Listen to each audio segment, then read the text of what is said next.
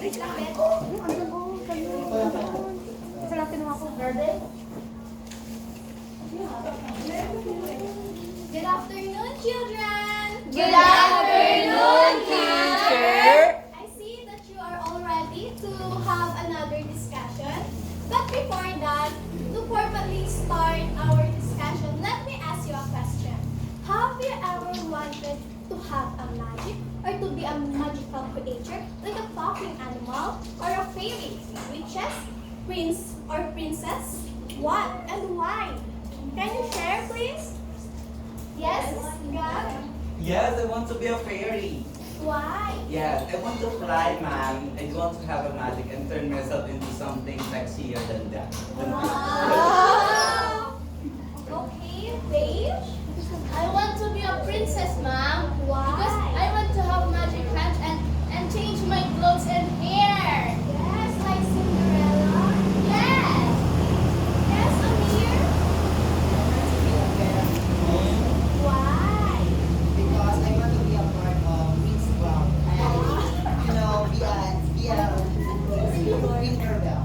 Wow. Tinkerbell pala. Yes, Mary Rose. To be a witch. Why? To rule the world and the Wow. fairy tales. I'll be Yes, that's right. Thank you everyone for sharing your answers. So, our discussion for today is all about fairy tale. A fairy tale is a kind of a story. It happens in a magical world, in the imaginary world. Imaginary world. It means it's a fantasy. It involves the characters of magical creatures like talking animals, princess, witches, and fairies. And here are some characters of a fairy tale. We have the magic. The magic can be seen in the fairy tale stories. The characters have powers. And then we also have the good and evil. There will be good characters and the evil or bad characters. And then we also have the special characters. These special characters are the characters that is the animals that can talk, that can fly. And then we also have the moral lesson characteristic of the fairy tale. A fairy tale story teaches us a life learning lessons. So today, I will be sharing a fairy tale story. But before that, let me show you something. What is this, everyone? Teacher! Yes, Darlene. It is a dog. And what is the color of it? Yellow. What is the sound of the dog? Thank you, everyone. So our story is related to this dog. Our story is entitled The Ugly Duckling by Hans Christian Andersen. So now we will start the story. Once upon a time, in a quiet pond with tall plants and pretty flowers around it, a mother duck waited excitedly for her eggs to hatch. As you can see, the mother duck is sitting in her nest, but the eggs are taking so long to hatch. That's why the mother duck said, "It's taking a long time for them to hatch. I feel lonely," but still the mother duck went. And finally, the day came when the eggs hatched. How many ducklings are there? Can you count, please? Teacher. 1, 2, 3, 4, 5. Yes, Maureen? 1, 2, 3, 4. 4 ducklings and 1 duck. I'm 5. Sorry, teacher. I didn't see the other Okay, one. that's 5, Maureen. So in total, there are 5 ducklings. But as you can see, we have 1 different ducklings. How is it different from the others? Can you tell me? Yes, Rohan? The color. One is color gray. Yes. The other ducklings, the boy ducklings, are color yellow. They are yellowish and fluffy. While this one is color gray.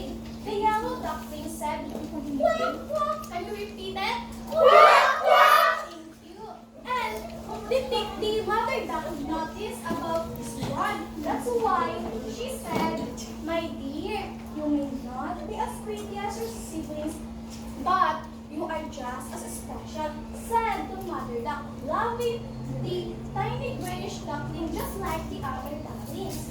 And then,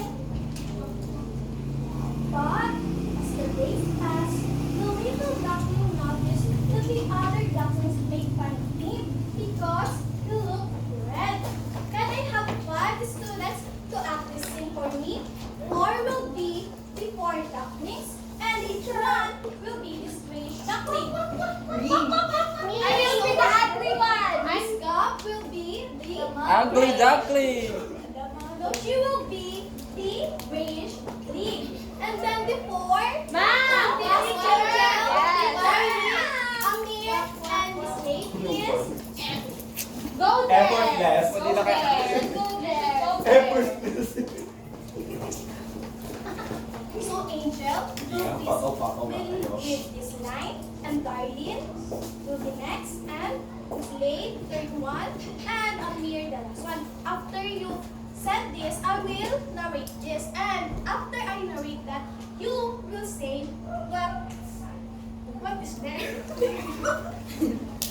Yes, ma'am. Yes, teacher. Okay, teacher. I'm I'm excited. excited. Okay, now You're so ugly. Get away from us. You don't look like us. You don't belong here. feeling sad and alone, he decided to have fun and find a place where he could belong. I should sleep here. I don't belong here. You may now make your seat, everyone. So sad. And let's see what happens next. So, after that day, traveled. He traveled through hills and woods, hoping to find friends who would accept him for who he was. And along the way, he met other animals who wondered about his different look. Who do you think would it be? For these are the bluebird and the pig. They teased him because of his different look. They said, the bluebird said, "You look so funny." And the pig said, "Why are you so gray?" The little duckling felt sad with every question, but he kept going, hoping to find his true home. And as the autumn came, he found a beautiful lake in the sunlight. And there he saw a group of beautiful swans swimming on the water, their wings shining like silver. But our tiny grayish duckling here is afraid to be friends with them because he was afraid that they might don't like him because of what he looks and what he had been experiencing before. He thinks that they might just bully or tease him. But then he was shocked because a tiny grayish duckling just like him be friends with him. He said, "Hello there, little friend. You are welcome to join us." But the tiny grayish duckling answered, "But I'm not beautiful like you. I'm just an ugly duckling." And here comes the mother's one. She said, "You may think that now, but beauty is not just about the looks. It is being kind, brave, and true to yourself. And come, let's be friends," said the mother's one. And with new hope and happiness, the little duckling joined his new friends. And as the time passed, he felt a feeling of feeling that he had never felt before. He swam with the swans, played games, and laughed under the moon. And as the time passed, one morning, as he looked at his reflection in the mirror, he saw a beautiful potato staring back at him. His once dull feathers had turned white, and he realized that he had grown into a beautiful swan just like his new friends. As you can see, everyone, our tiny grayish duckling is not the ugly duckling now. He turned to be a beautiful and graceful swan just like his new friends. And from that day The little duckling was no longer the ugly duckling. He became a brave and graceful swan, ready to face any challenge that came his way. And he knew that true beauty is inside. And that's the end of our story, The Ugly Duckling. The moral lesson of our story is do not judge someone based on their physical appearance, okay? That's not a good characteristic, everyone. So, did you enjoy our story, everyone? Yes, teacher. Did you learn something from it? Yes, teacher. So, before that, I have to test your knowledge. I have an activity. It is called the Who.